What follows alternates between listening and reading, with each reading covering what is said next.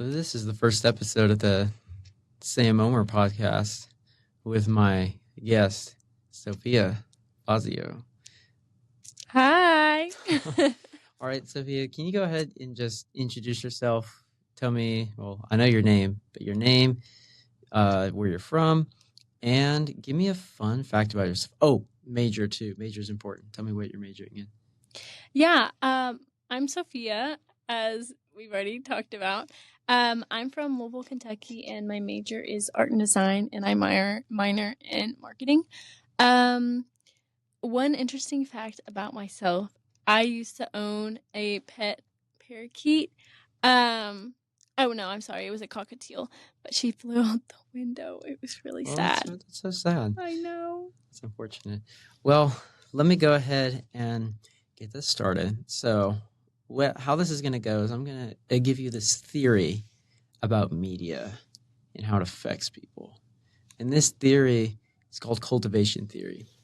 And cultivation theory is basically the impression that media gives off will then it's displaying the reality of it. So I think a way that I could put this is, so cultivation theory, if you watch a lot of television was one of the big things when this theory first came out, because this was the rise of television. People are watching it a lot. So the more people that watch television, the things that they saw on TV altered their perception and reality of the world around them. So I think the orders of cultivation, theory, there are two orders. I think this one kind of gives a good idea of how this actually works, and I think it'll be better explained to you. So the first order is general beliefs about the world through media, and I think a good example of this would be if you watch a lot of crime. If you watch a lot of crime, TV shows, movies, eventually you're going to think that the world has a lot of crime in it, and that's going to change the reality, because in reality, a lot of times the crime is not as bad as it seems, but the more media you take in, then you're going to assume, okay, the world is just naturally full of crime and all these bad things. And the second order is certain attitudes toward someone or something. So I think a good example, a good and funny example I could think of is if you only watched for a cooking show How a Kitchen Ran, if you only watched Gordon Ramsay, then I think over time you would assume that all these chefs, a lot of the chefs, are just naturally violent, angry people, and how they'd be upset. You kind of understand how that would be the perception, where you would have a grudge or problem against someone if they acted in that way all the time. So if you watched a lot of Gordon Ramsay and these chefs that were treating other people poorly and just yelling and cursing, then you would assume that all chefs are like that. But then the reality is that they're not actually like that. And that's how cultivation theory works, is that the media that we see changes our outset of the world.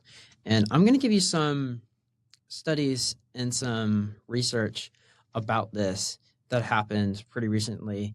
Well, one of them was pretty recent. So the first one I wanted to introduce was the one that the University of Clemson did. And their study was in 2021.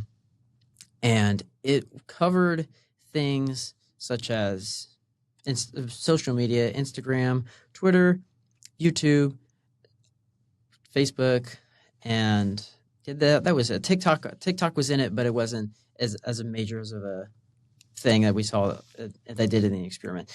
But pretty much the idea was to try to figure out how many people spent time on these platforms and how it affected their attitudes toward the world.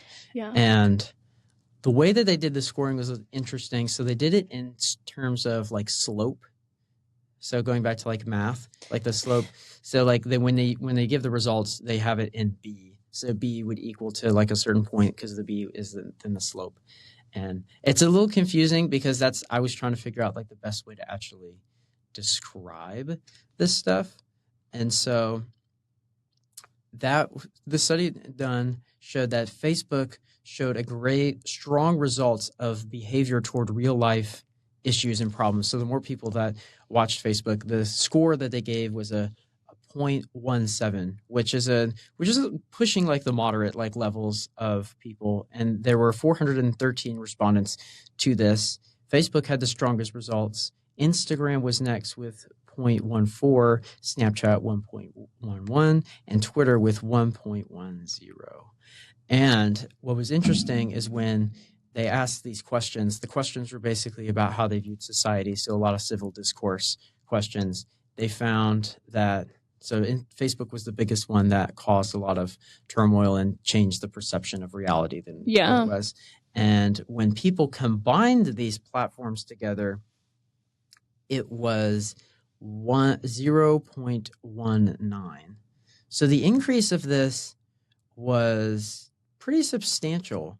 And well, not so super substantial, but it is an increase from 1.7 being 0.17 being the baseline for Facebook, and then it goes up even more.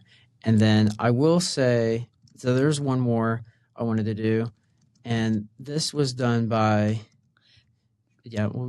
could you tell me real quick again what the point system was for? So the point system, for the way they did it, was from a 0. It started at a 0-point scale, and then they went up. The way that the range system works is kind of, it's like 1.1 is like an okay, like range. Wait, then, okay for what though?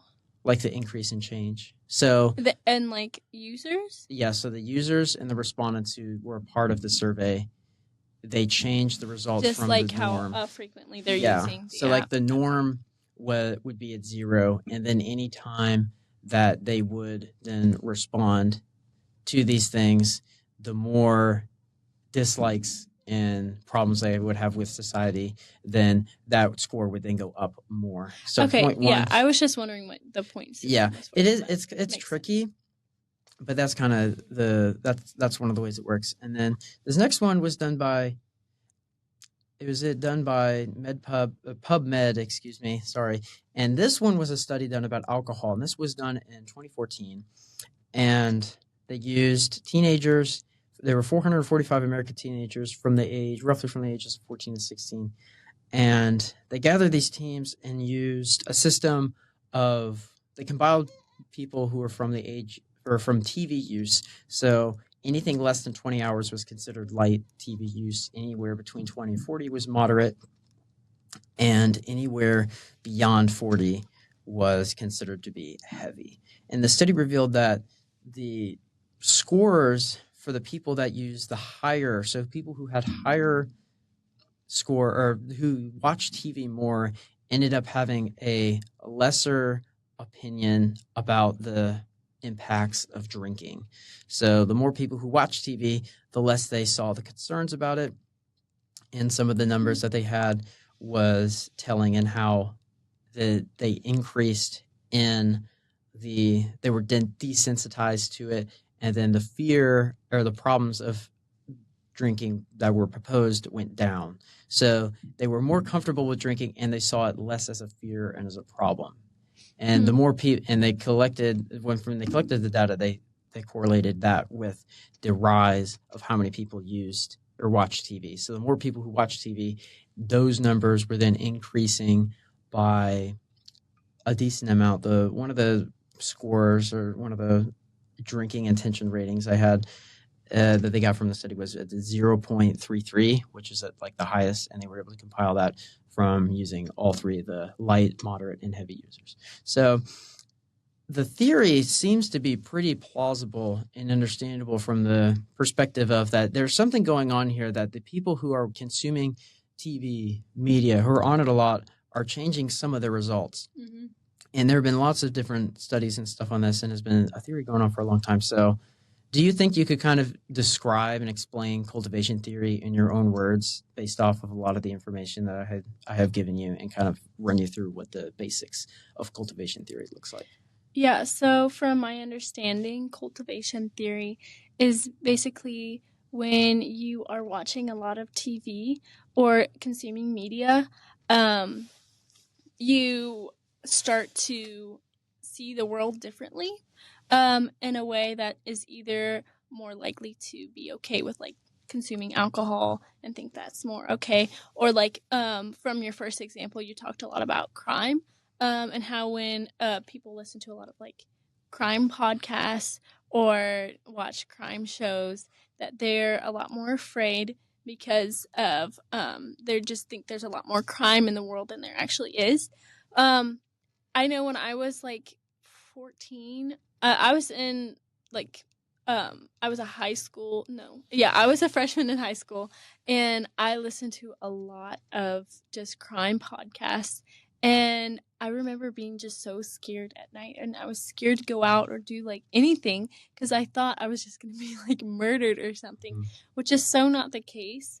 So I definitely see how the cultivation theory is having these negative effects on people. Have you seen this from other people as well, and their kind of changed perception of what reality would be? So you gave your experience on how when you watch those crime horror shows that they that it made you scared at night.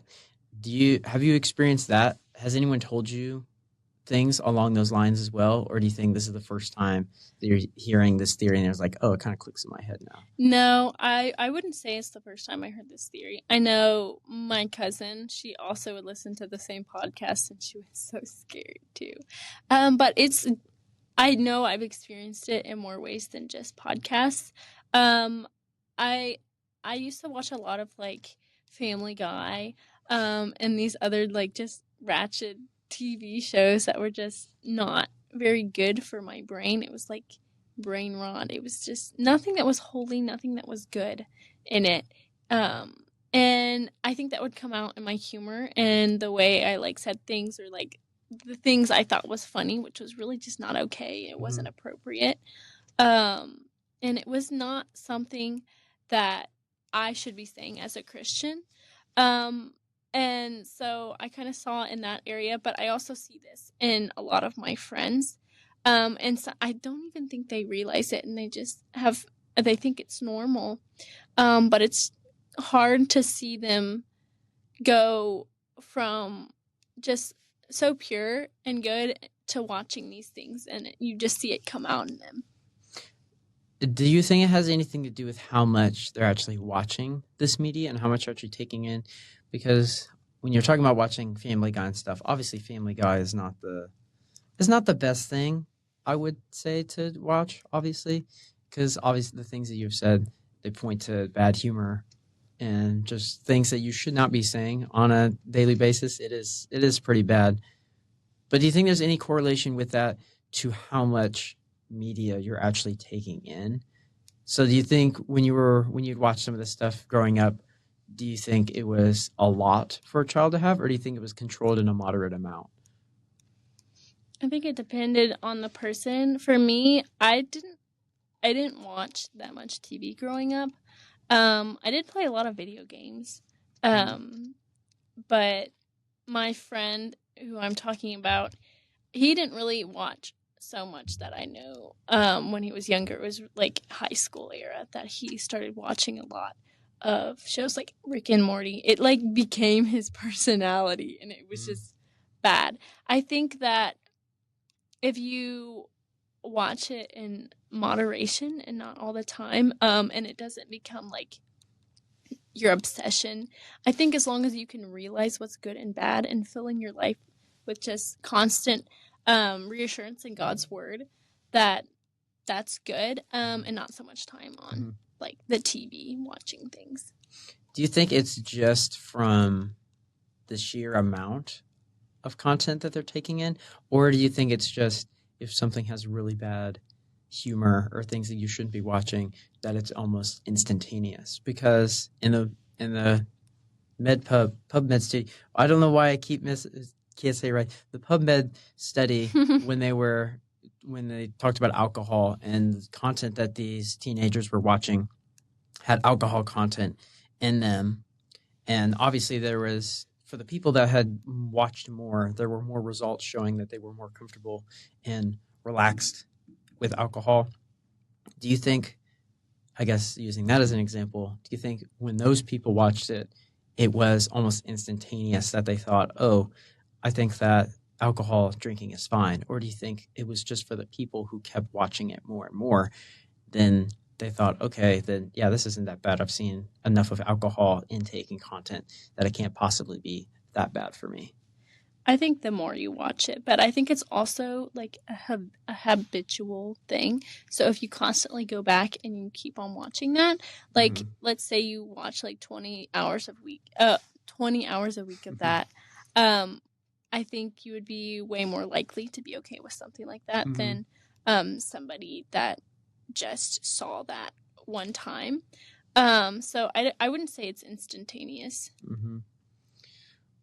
I think as we wrap up and close, I want to hear, do you have any other final thoughts and feedback on how plausible you think this theory is in reality right now? Do you see a lot of cultivation theory kind of in the lives of other people as a real explanation as to some behavior patterns that you see from your friends and from other people? And is there anything else that you also wanted to add? Maybe there's another story in there that you wanted to throw in for the plausibility of cultivation theory? Yeah, I definitely think that it is something that is real. I see it. I've seen it in myself. I've seen it in friends, as you know. I think that the words that you take in, the things that you hear, the things that you see will come out in some way, especially if you fill your life with that constantly. So I just think that it's really important for people to just make sure they're filling their life with the things that are right, that are good, especially for my brothers and sisters in Christ. Like, so I think it's really helpful to just keep that in mind. But yeah.